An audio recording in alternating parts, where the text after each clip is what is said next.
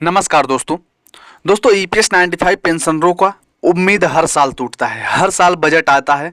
हर साल देश के करोड़ों पेंशन धारकों की आंखों में एक नया उम्मीद जगता है। हर बार हमें लगता है कि इस बार पेंशन सरकार हमारा सुनेगी और इस बार हमारा पेंशन बढ़ोतरी होगा। लेकिन दोस्तों, हमारे जीवन में थोड़ी राहत आएगी ईपीएस 95 पेंशन बढ़ोतरी को लेकर। लेकिन साथियों, हर बार हमारी उम्मीद जो है टूट जाती है। हर बार बजट के बाद हम सिर्फ वहीं खड़े होते हैं जहां हम खड़े रहते हैं, निराश, हताश और ठगे हुए।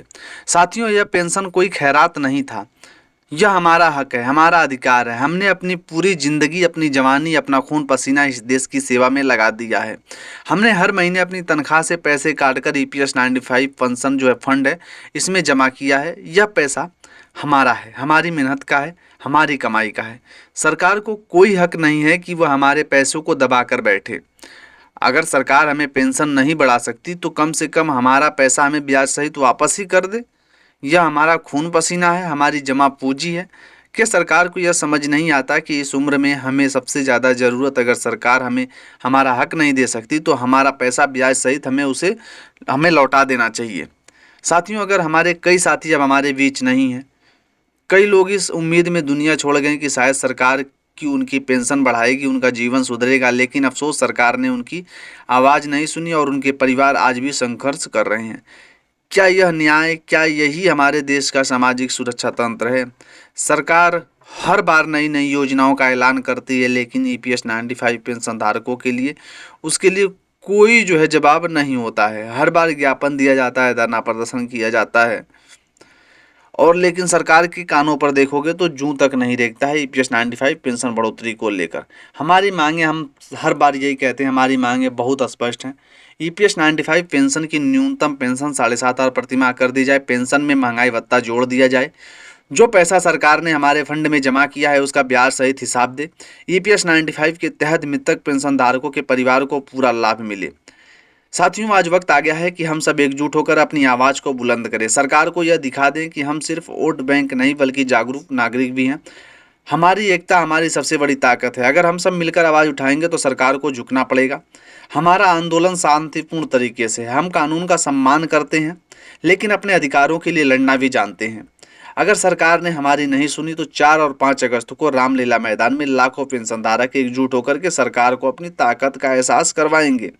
मैं सरकार से आखिरी बार अपील करता हूं कि हमारे धैर्य की परीक्षा मत लीजिए, हमारे बुढ़ापे का मजाक मत बनाइए। हमें मजबूर मत कीजिए कि हम सड़कों पर उतरें। हमारी मांगें जायज़ हैं और हमें हमारा हक जो है वो दे दीजिए। साथियों, अब वक्त आ गया है कि हम सब मिलकर इस आंदोलन को सफल बनाएं। आपकी जानकारी के लिए बता दूं कि हमने गांव-गांव, शहर-शहर, मोहल्ले में जागरूकता जो है वो फैला रहे हैं। ज़्यादा से ज़्यादा लोगों को जोड़ना, सोशल मीडिया का इस्तेमाल करना, अखबारों के पत्रों लिखे नेताओं से मिलें।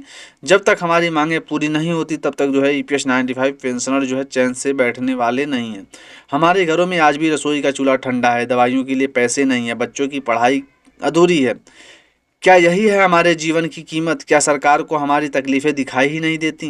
क्या हमारे बुढ़ापे में जो सरकार थी वो जिम्मेदार नहीं थी?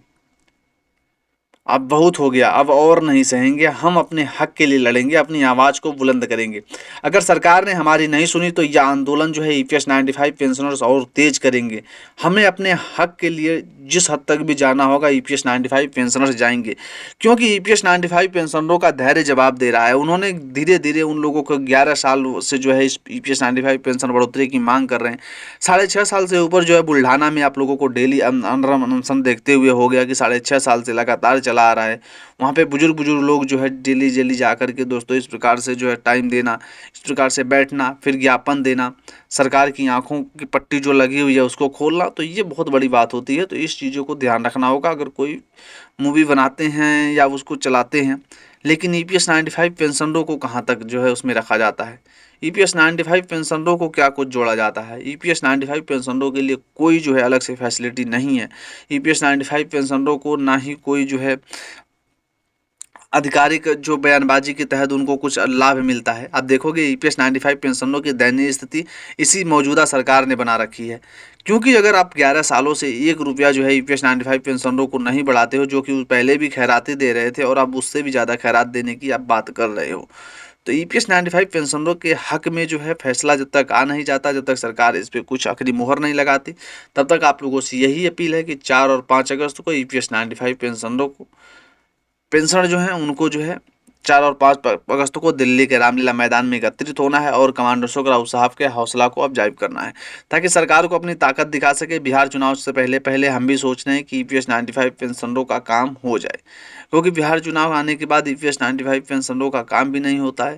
तो इसलिए ईपीएस 95 पेंशनरों का काम अगर चुनाव से पहले हो जाता है तो दोस्तों बड़ी बात है, नहीं होता है तो उसके लिए कुछ अलग से जो है समाधान जो हमने कहा है कि हम 4 और 5 अगस्त को बड़ा आंदोलन करेंगे, उसके बाद जो है करेंगे।